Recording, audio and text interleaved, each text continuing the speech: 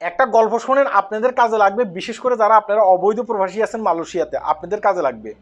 গতকালকে ক্যামেরুন আইল্যান্ডে যাচাই বাছাই করার পরে 113 জন ব্যক্তিকে আটক করছে মালয়েশিয়ান ইমিগ্রেশন বিভাগ। অর্থাৎ এই 113 জন ব্যক্তি অবৈধ ছিল মালয়েশিয়াতে। তার ভিতরে আমাদের বাংলাদেশি ব্যক্তি হচ্ছে 80 জন। তার ভিতরে আমাদের বাংলাদেশি ব্যক্তি হচ্ছে 80 জন। এটা মালয়েশিয়ার বিভিন্ন পত্রপত্রিকাতে আসতেছে, আপনারা গিয়ে দেখে আসতে পারেন। যাই হোক, মালয়েশিয়াতে এভাবে বিভিন্ন জায়গায় কিন্তু দরপাকড় চলতেছে। আজকে আমি সেই বিষয়টা নিয়ে কথা বলতেছি না, আমি কিছু গোমর ফাঁক করতেছি। এটা আপনার কাজে লাগবে যদি আপনি একজন অবৈধ প্রবাসী হয়ে থাকেন। মানে আমার কাছে একজন অবৈধ প্রবাসী ভাই একটা গল্প শেয়ার করছে, বলছে আপনি এটা আপনার ফেসবুক সোশ্যাল মিডিয়ার মাধ্যমে বললেন যারা অবৈধ প্রবাসী আছে যেন তাদের কাজে লাগে। মানে একজন ব্যক্তি তাকে বলতেছে, ভাই আপনি তো দীর্ঘদিন পর্যন্ত রুমে বসে আছেন, আপনার কোনো কাজ কাম নেই, আপনি একটা কাজ করেন, একটা ফজেটের আমি অ্যাড্রেস দিচ্ছি, সে ফজেটে গিয়ে আপনি কাজ করেন, তারা কোনো টাকা পয়সা আপনার কাছ থেকে নেবে না। এখন এই লোকটা চিন্তা করছে যে দীর্ঘদিন পর্যন্ত আমি এভাবে রুমে বসে আছি, আমার কোনো কাজ কাম নাই, আমি একটা কাজ করি, সে ফজেটে গিয়ে আমি কাজ করি। কথাগুলো মন দিয়ে শুনবেন। তখন এই লোকটা সে ফজেটে গেছে, ফজেটে যাওয়ার পরে বলতেছে যে ফজেট থেকে একটু বাইরে রুম আছে, তোমরা রুমে থাকবা, এই ফজেটের কন্ট্যাক্ট আমি পাইছি, তুমি একটা কাজ তোমরা কাজ করবা, এই ফজেটে তোমরা কাজ করবা, মাস শেষ তোমাদেরকে টাকা দিয়ে ফেলবো, কোনো সমস্যা নেই। এখন এই লোকটা এবং এই লোকটার সাথে আরো অনেকে কিন্তু নতুন ওই ফজেটে ঢুকছে, ওই ফজেটে ঢুকে কাজ করতেছে। এখন ওই ফজেটে তার প্রথম মাসের বেতন আসছে ধরেন 3,500 টাকা। 3,500 টাকা তার প্রথম মাসের বেতন আসছে।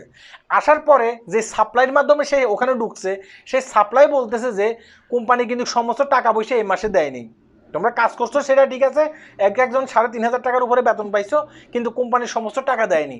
ধরো এখন আমি তোমাদেরকে 2,000 টাকা করে দিচ্ছি, আর বাকি 1,500 টাকা আগামী মাসের বেতনের সাথে নিয়ে যাইবা। এই লোকগুলাকে কিন্তু বলছিল। এখন এই লোকগুলো এই জিনিসটা কিন্তু মাইনে নিচ্ছে, মাইনে নিয়ে কি করতেছে, কাজ করতেছে ওখানে।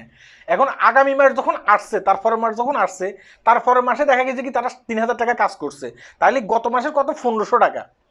হ্যাঁ, 3,500 টাকা বেতনের ভিতরে কত দিছে, 2,000 টাকা, তাহলে গত মাসের 1,500 টাকা, আর এই মাসের কত হয়েছে, এই মাসে দেখা গেছে কি 3,000 টাকা, আর এখান দিয়ে দিয়েছে যে 1,500 টাকা, তাহলে 4,500 টাকা।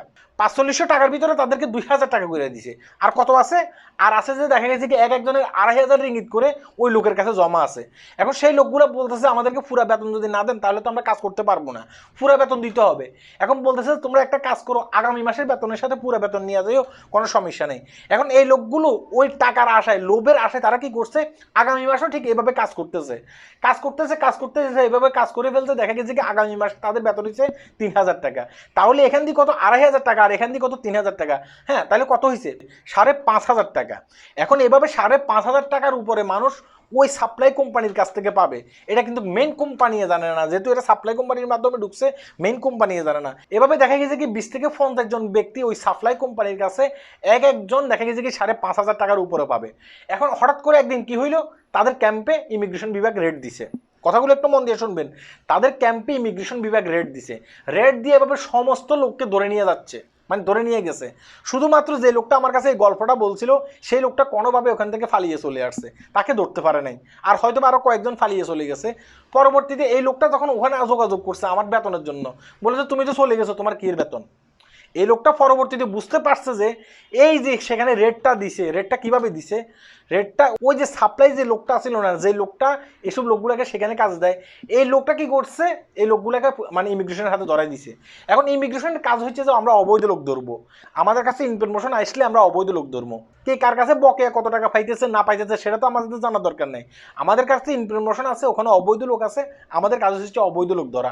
এখন এই লোকটা পরবর্তীতে আমরা বুঝতে পারলাম যে এই গল্পটা যখন আমাদের কাছে বলছে, পরবর্তীতে আমরা বুঝতে পারলাম যে ওই যে সাপ্লাই যে লোকটা আছে না, সেই লোকটা এই লোকগুলোকে ধরিয়ে দিয়েছে। কেন ধরিয়ে দিয়েছে, কারণ এদেরকে ধরিয়ে দিলে তো আর ওই যে 5,500 রিঙ্গিত করে দেওয়া লাগবে না, সে আবার কি করবে, আবার নতুন করে কোম্পানিতে সে লোক ঢুকাবে।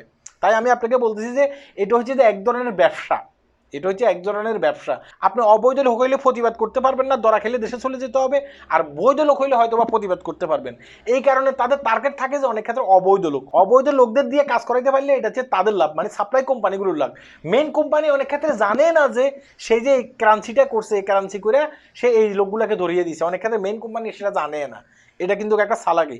তাই কোথাও কাজ করার আগে একটু চিন্তা ভাবনা করে কাজ করবেন, আপনি কোথায় কাজ করতে যাচ্ছেন, যে লোকের আন্ডারে আপনি কাজ করতে যাচ্ছেন সেই লোকটা কি এভাবে অতীতে আরো বাটপারি করছে কিনা। আল্লাহ হাফেজ।